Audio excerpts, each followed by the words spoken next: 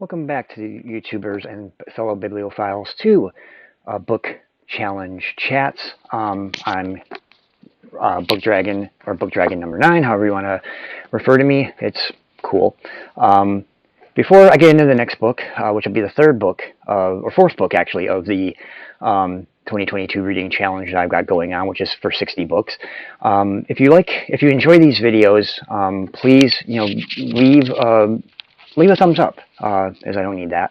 It always helps to let me know that you like the video, or at least the book that I'm talking about. Also, hit the subscribe button. It's free for you, helps me out, makes me know that you're interested, that you want to see more videos coming up.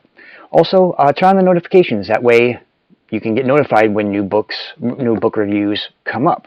Also, in the comments below, you can either leave, book suggestions that you think I should be reading, or that I should read. Maybe why as well, that would be cool. What you think of the channel, what you'd like to see more of, what you'd like to see less of.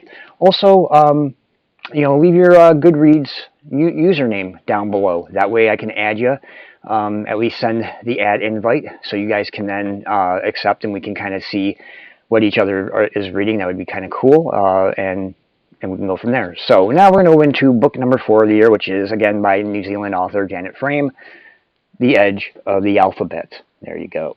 This was written in 1962, or at least it was published in 1962.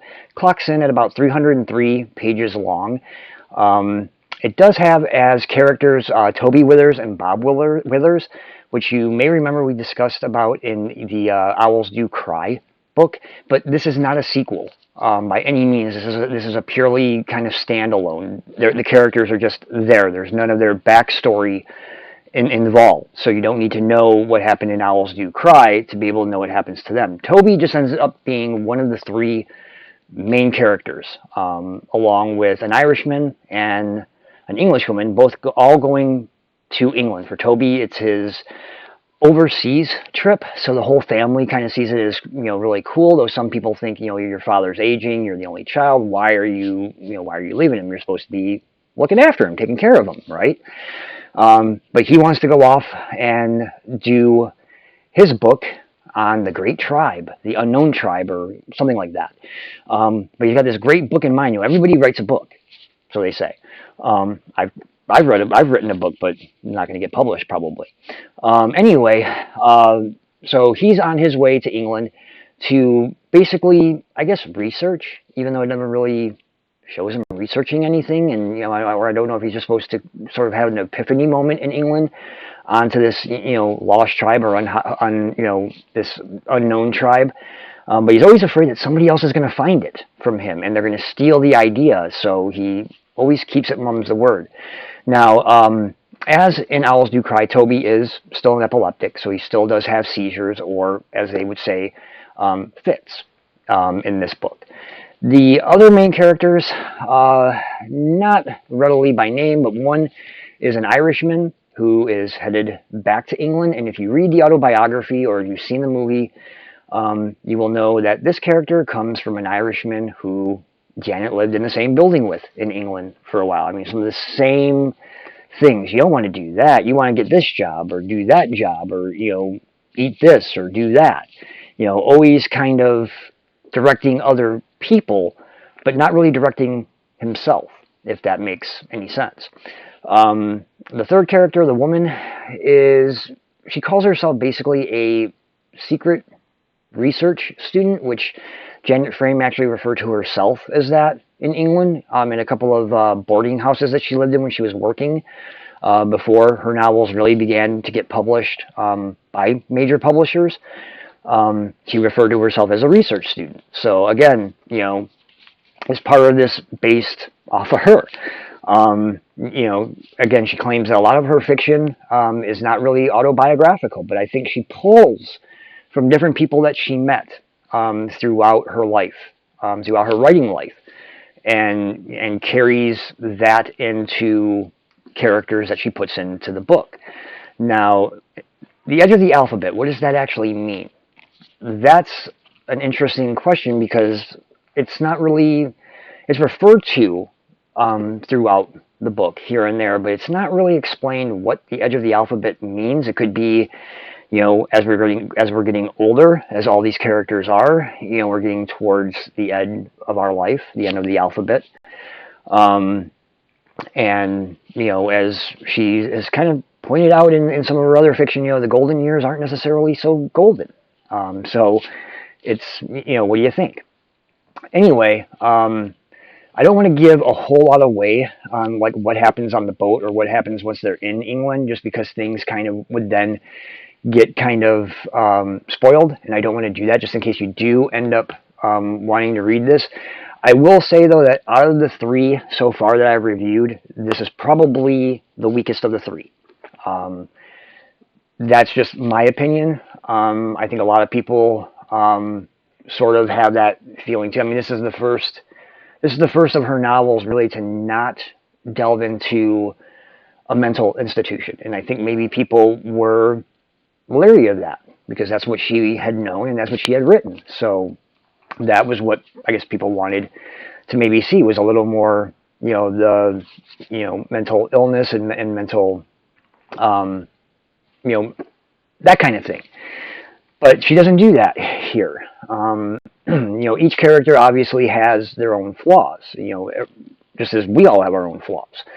Like I said, Toby is the epileptic. He's also very strong-minded, and he's, looking for this, lost tribe idea that he's, leaving New Zealand to go to England, and he has really no idea, what that is. He thinks back of a time where he could have married a girl and didn't, and she ends up getting married and, sort of,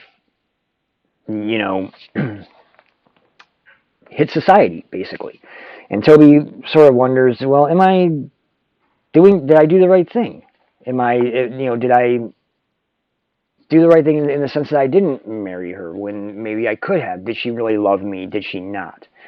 That kind of thing. So, there's a lot of little intricacies in here that I think are best left for you to read, just because I don't want to give everything away. I believe on Goodreads I gave this a 4.5 stars. I wish they would let you do a half star on there, but you can't. So if you go to read the review, it's a 4-star, but I think at the top I put 4.5. Just because it's not a bad book, but compared to Owls Do Cry and especially Faces in the Water, the ones I had just read before this, it definitely doesn't. It's not up on that perch, on those perches with those 2 books. But it is a good book. I would suggest, reading it, especially if you kind of have sort of that existentialist background or sort of a negative, I don't want to say negative, but sort of a different approach when it comes to life and maybe philosophy, sort of that darker side. It might be one for you to read. She might be an author that you might really enjoy. Like I said, I put her up there with kind of like a Sartre or a Hesse in terms of ideas. Maybe not so much writing style, because her writing style is very distinct, very different. She delves in and uses a lot of different vocabulary, which you'll see in Owls Do Cry and Faces in the Water if you read that, or if you read this, or any of her books, even her autobiography, which we'll talk about that one later on. But anyway, that's going to wrap it up for The Edge of the Alphabet. Again, I would recommend it. It's not a 5-star book, but it is a good one. Just I think all of her books are good. Even the ones that seem to fall short of the mark a bit are all good. So, I recommend it, definitely. Here's the cover again, though I'm not sure if this edition is even still in print.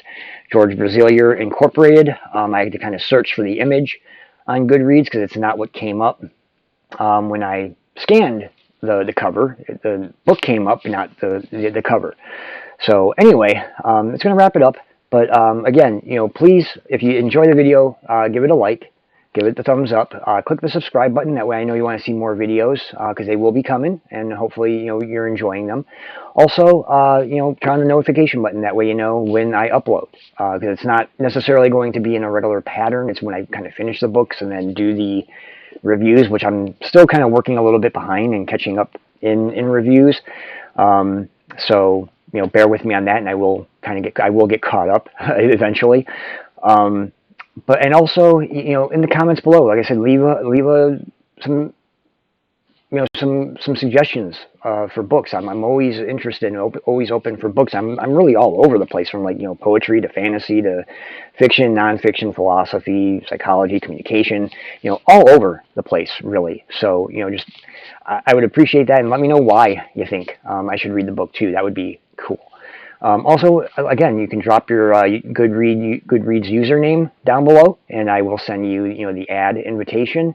That way, you can accept it or not, and we can see what each other is reading, and look at each other's reviews and stars and such like that, and see where we are in each other's reading challenges. That would be kind of cool too. So until the next book, I will see you then. Bye.